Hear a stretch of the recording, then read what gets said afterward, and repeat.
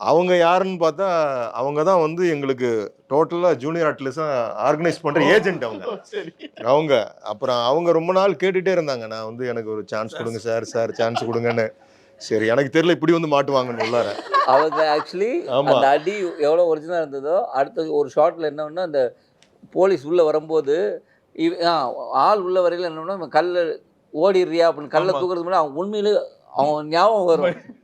இந்த அதுக்கு முன்னாடி இந்த அடி வாங்கிட்டாங்க.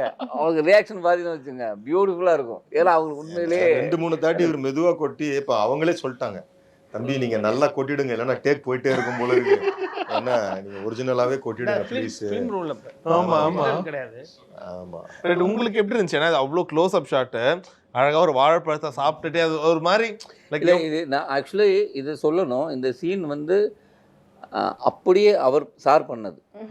அவர் பண்ணி காட்டினார். ஆக்சுவலி இந்த படத்தில் வந்து அங்கங்கே ஒரு விஷயம் சொல்லிடுவார் பண்ண சொல்லிடுவார். ஆனால் இந்த சீன் இருக்குது பாருங்கள்.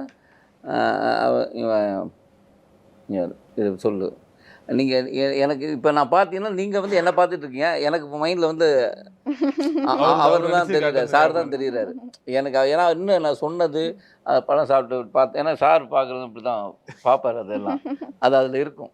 அது அப்படியே அவங்க பண்ணது, அதை நிகழ்த்தினது தான் இது.